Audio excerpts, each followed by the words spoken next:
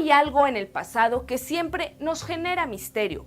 ¿Qué habrá pasado en nuestro territorio hace miles de años? Nos maravilla el florecimiento de culturas como la teotihuacana o los mayas, pero también el saber qué es lo que les pasó. Al parecer, los enigmas son parte natural del pasado que desconocemos y que a través de la historia y la arqueología buscamos entender. Pues hay miles de cosas que desconocemos, que aún no entendemos o que no se han encontrado. Permítenos sorprenderte con 3 enigmas del pasado de nuestra antigua Mesoamérica, a través de la revisión de importantes investigaciones y autores que buscan desentrañar lo desconocido. Porque si de misterio se trata, solo hay que echar una ojeada al pasado para intentar entender el porqué, el cómo y el para qué los antiguos mexicanos hacían lo que hacían. ¿Cómo fue la caída de la gran ciudad de los dioses teotihuacanos? ¿Qué les pasó a los mayas antiguos? ¿Realmente desaparecieron? ¿Es verdad que hubo en Palenque un rey astronauta?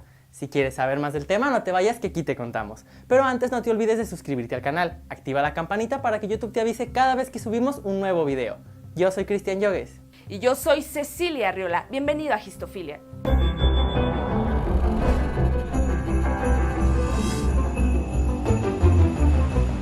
Si se trata de misterios, la misma historia antes de la llegada de los españoles es uno enorme, pues hay miles de cosas que se desconocen de aquellos tiempos. Por ello, hoy te presentamos 3 misterios que a nuestro parecer son de lo más interesantes.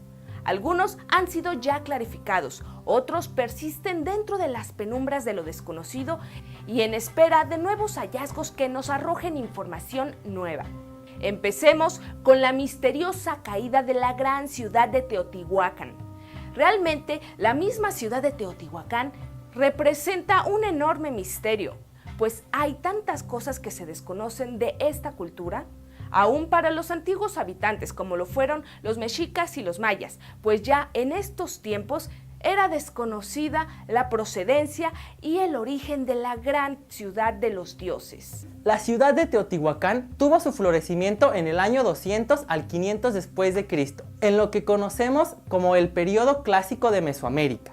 En su momento fue una nueva forma de vida urbana, con población multiétnica, con un trazo urbano excepcional, con la avenida majestuosa de la Calzada de los Muertos como eje central de la ciudad, con la pirámide de la Luna y la del Sol, mismos nombres que no son los que ellos realmente les pusieron a estas edificaciones, pues así fueron nombradas muchos años después por el pueblo mexica, en el 1350 después de Cristo. Se cree que estas 2 pirámides pudieron estar dedicadas al dios de las tormentas y a la diosa de las aguas. Teotihuacán fue el primer desarrollo urbano de gran magnitud en el centro de México, con aproximadamente 20 kilómetros cuadrados de extensión y con más de 100,000 habitantes. Desconocemos quiénes vivían ahí y cómo se llamaban a sí mismos. Lo que sí sabemos son las creencias de las culturas posteriores que crearon alrededor del enigma de Teotihuacán y lo que actualmente la arqueología y el estudio sistemático de este sitio arqueológico nos han arrojado. Se creía que era una ciudad en la cual habían vivido los dioses y era un lugar de referencia, un lugar sagrado y de peregrinación. Dato histofílico, mucho de lo que respecta sobre la ciudad de Teotihuacán sigue siendo un enigma. Tal es el caso del mismo nombre de la ciudad. En una reciente investigación llevada a cabo por los investigadores Verónica Ortega Cabrera, Edith Vergara Esteban y Enrique R. del Castillo Gómez, presentada en la ponencia de Teotihuacán en el Códice Xolotl, donde mencionaron la posible denominación indígena de la ciudad. Esto se basa a través de los estudios que realizaron a dicho códice, en el que encuentran la manera en que se escribía el nombre antiguo de la ciudad, con un conjunto de glifos que forman el nombre de Teohuacán. Sin embargo, esta hipótesis está en un periodo de corroboración. Tendremos que esperar los resultados finales para saber si a esta maravillosa ciudad le llamamos Teotihuacán o Teohuacán. De tal manera que su caída también resulta un misterio. Lo que se creía es que esta había sucedido en el 650 después de Cristo. Sin embargo, una nueva hipótesis lanzada en el libro de Linda Manzanilla Naim, llamado Teotihuacán, ciudad excepcional de Mesoamérica, nos da otra fecha de declive de la ciudad, que sugiere que hubo una rebelión en la cual los palacios ardieron, es decir, que hubo una destrucción intencional de los vestigios de la ciudad, debido a una revuelta que ocurrió en el año 570 después de Cristo, un movimiento interno a través del enfrentamiento entre dos formas distintas de ejercer el poder en la ciudad, que terminaron desgarrándose entre sí. Es decir, en Teotihuacán había una forma de gobierno de tipo corporativo, representada por 4 cogobernantes, 2 de los cuales representaban al dios de la lluvia, que se entiende como el dios principal de Teotihuacán, y el otro que representaba a la deidad del monte, una figura vinculada con el quehacer minero. En el otro bando estaban los 22 barrios de artesanos, agricultores y comerciantes, que eran dirigidos por individuos de clase media, que habían logrado tras algún tiempo ganar prestigio y amasar recursos. Esto los llevó a conseguir poder para enfrentarse al Consejo de los Cogobernantes. Según nos dice Linda Manzanilla, los barrios adquirieron tanta autonomía que al final resultó imposible contenerlos. Este enfrentamiento resultó en que tanto el Palacio de Xalá, la Calzada de los Muertos, los centros de poder, las residencias de la élite teotihuacana fueran quemados, destruidos y saqueados. Se mencionan otros factores que causaron el colapso de esta ciudad, como su crecimiento desmedido, lo que la hacía dependiente de zonas como Texcoco e Ixtapalapa para el abasto de alimentos. El exceso en el consumo de madera, que causó un deterioro en el ambiente circundante a la ciudad, así como la deforestación que provocó la erosión de los suelos y baja en los niveles freáticos. Y por último, la revuelta que muy probablemente haya impactado en los canales de distribución de la ciudad y las rutas de abastecimiento se vieron afectadas. Continuamos con otro de los misterios de la antigua Mesoamérica, el colapso de otra gran cultura, que incluso ha generado teorías un tanto locas, la desaparición de los mayas, y a cuyo evento se le ha adjudicado su vinculación con fuerzas extraterrestres. Pero lo más curioso de este misterio es que en realidad es una leyenda, porque actualmente hay población maya en nuestro país, de tal manera que cuando alguien se pregunta por qué desaparecieron los mayas, habría que ser muy puntual en nuestra pregunta, especificando a qué nos referimos, a cuáles mayas, de qué ciudad y de qué época. Esta cultura cubrió un extenso territorio que abarcó desde la península de Yucatán al sur de México, Guatemala, Belice, hasta lo que actualmente conocemos como El Salvador. Su esplendor fue entre los años 2000 a.C. al 1000 después de Cristo. Los años varían dependiendo de la zona. Esta cultura es altamente conocida y reconocida por sus conocimientos matemáticos, astronómicos, su arquitectura, sus templos religiosos y su forma de escritura jeroglífica. Una de las teorías más populares sobre este misterio de la desaparición de los mayas versa sobre una fuerte sequía que fue provocada por ellos mismos, ante el crecimiento desmesurado de las ciudades que adquirieron con su desarrollo, lo que le ha pasado a muchas otras sociedades, pues con el fin de abastecer a su numerosa población, impactan en los recursos naturales de su alrededor. Se cree que esto originó una terrible deforestación, un agotamiento de los recursos naturales. Un ejemplo de esto, según investigaciones patrocinadas por la NASA, mencionan que los mayas tenían que quemar cerca de 20 árboles para calentar solo 1 metro cuadrado de piedra caliza, para conseguir cal, material que se utilizaba para construir templos, represas y monumentos. Si nos referimos a las tierras bajas sureñas mayas, que iban desde el río Usumacinta, el poniente, de la región de la selva húmeda del Petén, al norte de Guatemala y llegando hasta Campeche y Quintana Roo. Su florecimiento fue entre los años 550 y 830 después de Cristo, pero tanto su esplendor como su caída fue espectacular. Los especialistas creen que fue a causa de una catástrofe demográfica de grandes dimensiones, de las más graves de la humanidad, debido a la desaparición de la numerosa población de mayas, muy parecido en la cantidad de decesos que trajo la peste negra en Europa.